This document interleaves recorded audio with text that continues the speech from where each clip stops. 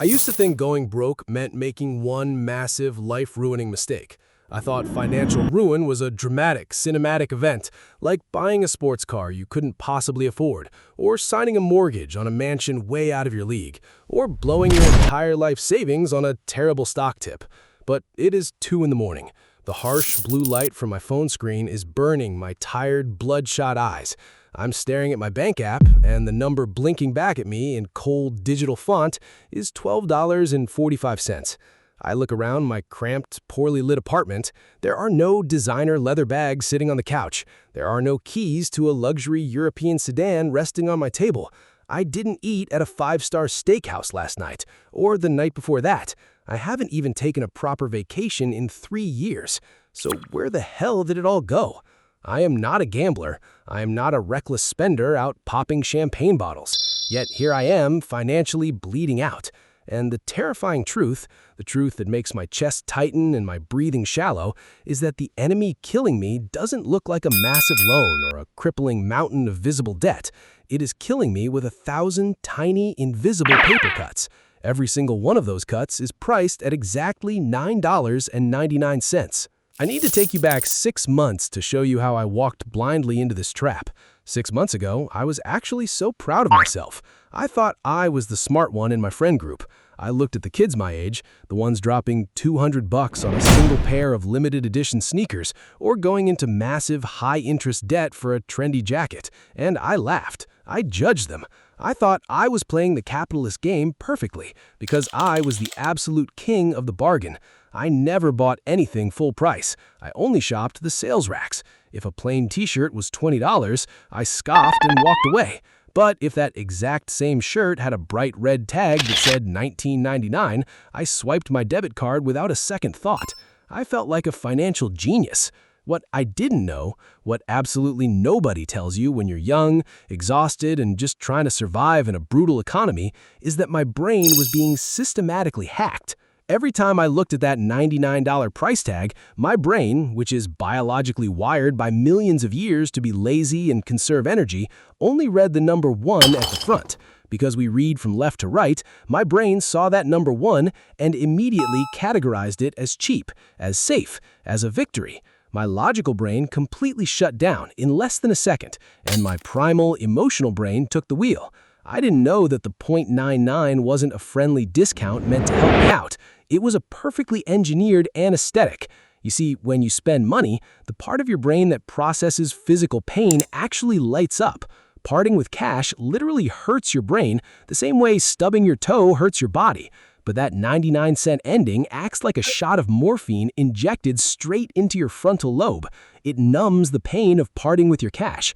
It tricks your amygdala into feeling a rush of dopamine, a false sense of accomplishment, making you feel like you are protecting a portion of your wealth instead of giving it away to a corporation. So, armed with this false, manufactured confidence, I built my entire existence around these safe little odd numbers. I didn't want to spend $20 going out to the movies on a Friday night, so I signed up for Netflix at $9.99 a month. Smart, right? Then I added Spotify for $4.99 so I wouldn't have to listen to ads on my commute. Then came Amazon Prime for $14.99 to save on shipping for things I probably didn't need anyway. I played a mobile game to de-stress after my soul-crushing shifts at a retail job, and buying an extra life for a cool cosmetic upgrade was only 99 cents. It felt like nothing. It felt like air. I was walking through my 20s completely anesthetized, surrounded by these tiny, fractional numbers, deeply believing I was in total control of my financial destiny. I thought I was a savvy predator in the modern retail jungle, but I wasn't the predator at all. I was the prey, happily and willingly walking straight into a digital slaughterhouse because the neon sign on the door promised that entry was only $9.99. And then, the beautiful illusion violently shattered. It was a Tuesday evening. It was raining heavily, the kind of cold, miserable rain that seeps into your bones. I was driving home from a shift that ran 2 hours late because my manager couldn't figure out the schedule. I was completely exhausted, running on stale coffee, when I heard a terrifying pop, followed instantly by the aggressive grinding sound of metal scraping against wet asphalt. My right front tire had blown out on the interstate. I managed to muscle the steering wheel and pull over to the muddy shoulder, my hands shaking uncontrollably. I called a tow truck. The operator told me that the tow and the replacement tire were going to cost me around $400. $400. A mild passing inconvenience for a wealthy person, but for me, in that specific moment, sitting in a freezing car, it was an absolute world-ending catastrophe. I pulled out my phone. My fingers were numb and wet with rain and cold sweat. I opened my banking app, praying with everything I had that my latest paycheck had cleared early, praying there was some hidden buffer I had somehow forgotten about. But the glowing screen didn't show me a safety net.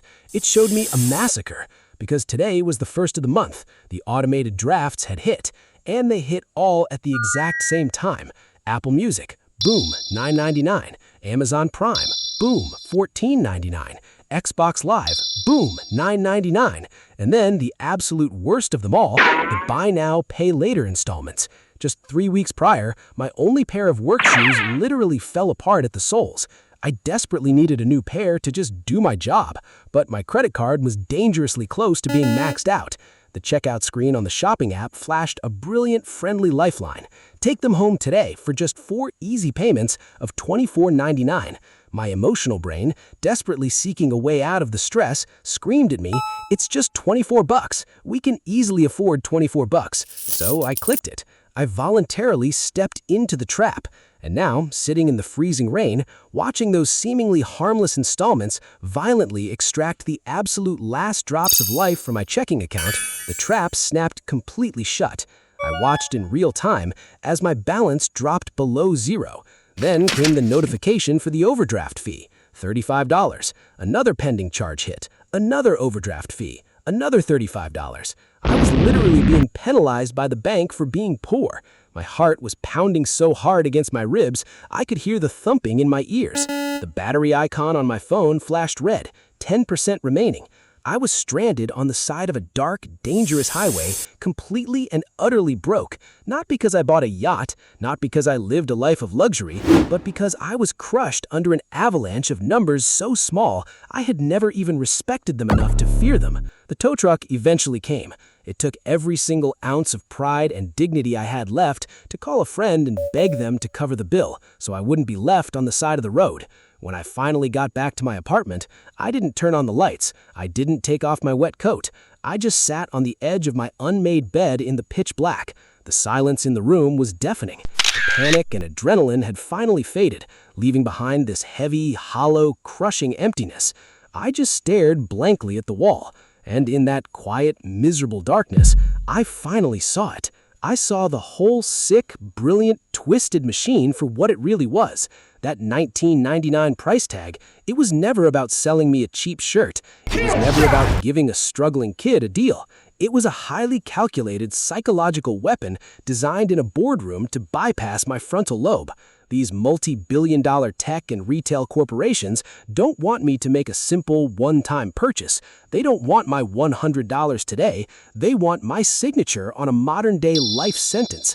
They want $9.99 from me every single month, silently siphoned from my account until the day I die. I realized the profound, sickening difference in how the world prices things for the rich versus how it prices things for the poor. If you go to buy a luxury watch, or a high-end consulting service, or a premium piece of real estate, the price is a flat, solid, round number. $10,000, $50,000. There are no 99s in true luxury. Why? Because wealthy people pay for transparency. They pay for respect and prestige. A round number triggers the logical part of the brain.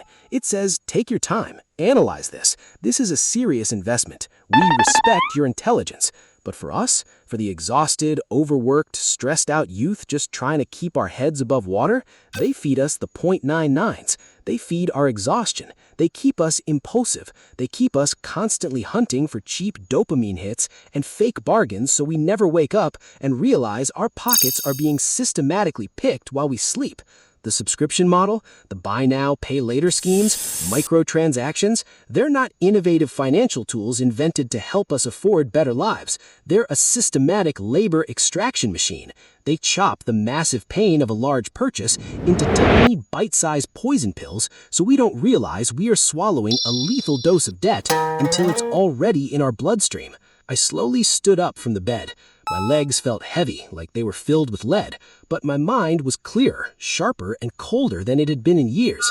I wiped my face. I refused to be the prey anymore. I refused to let a behavioral algorithm dictate my anxiety and steal my future. I needed a way to fight back, to reverse engineer their psychological traps and turn their own weapons against them. So, right there in the dark, still wearing my damp clothes, I created 3 absolute, unbreakable rules for my own financial survival. The first rule, I called it the Multiply by 12 protocol. This was my direct counterattack against the subscription death trap. From that night forward, every time I saw the words per month attached to any odd price, I forced my brain to aggressively halt. If I saw an ad for $9.99 a month, I refused to see $10. I instantly multiplied it by 12 in my head. I forced